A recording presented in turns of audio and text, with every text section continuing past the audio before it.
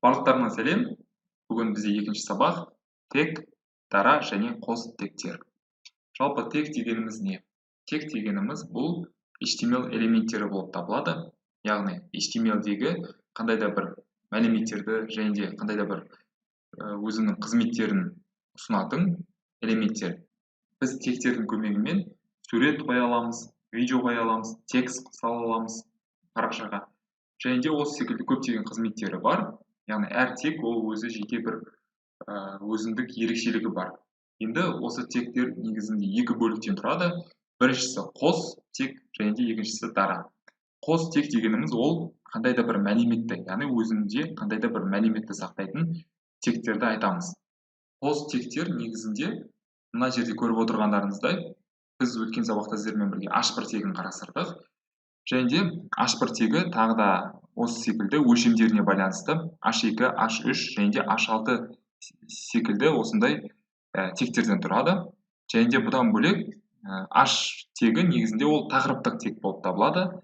Ал егер сізге үлкен көлемдегі текст қою қажет болса, онда P тегін қолдансаңыз болады. Бұл абзацқа арналған.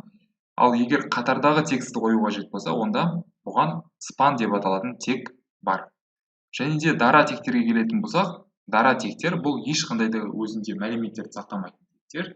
Бұл тектер тек қандай да бір қызмет ұсынады. Мысалы, HR тегі ол негізінде қатарды сызады. Яғни сізге екі блоктың арасында сызық қажет болса, сіз дәл осы текті қолдана аласыз. Немесе BR тегі бар. BR тегі бұл жаңа қатарға ауысу. Яғни жаңа қатарға ауысу қажет болса, онда сіз осы текті қолдансаңыз болады. Енді осыны практика жүзінде қарастырайық. Өткен жолы біз сіздермен H1 тегін қолдандық.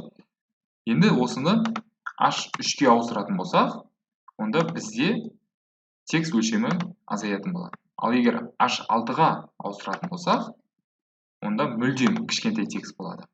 Яғни өлшемдеріне байланысты осы санды өзгертсеңіздер болады. Қайтадан H1 тегін жазайын.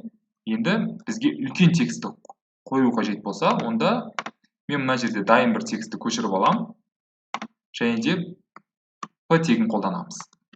P тегін қолдану арқылы біз үлкен көлемдегі тексттерді парақшаға қоя аламыз. Осы арқылы біз жаңа абзацты көрсетсек болады. Және де біз осы тектің ішінде тағы да бір абзацты қоятын болсақ, бұл қатар жаңадан басталады. Ал егер бізге жаңадан емес, бірден осының жалғасы қажет болса, онда біз P тегінің орнына span тегін пайдалансақ болады. Сіздерде сұрақ туындауы мүмкін, неге бірден span тегін жазып жатырық, яғни бірден осы текстті жалғастырып өтсек те болады дегенде сұрақ туындауы мүмкін. Span тегі көбінесе қандай да бір тектерді белгілеп, және де соның стилін ауыстыру үшін пайдаланады. Енді обновить ететін болсақ, парақшаны көріп отырғандарыңыздай, мына жерде осы бір қатарға екі текст қойылды. Бұл енді span тегі болды. Бұлар қос тектер. Ал егер дара тектерді пайдаланатын болсақ, онда мысал ретінде сіздермен бірге HR тегін алайық. Яғни сызық сызады бұл тек. Парақшаны обновить ететін болсақ, көріп отырғандарыңыздай, осы екі тектің ортасында бізде осындай сызық пайда болды. Бұдан бөлек бізде BR тегі бар. Бізге мысалы сызық емес, жай ғана жаңа қатарға ауысу қажет болса, онда біз BR тегін пайдалансақ болады.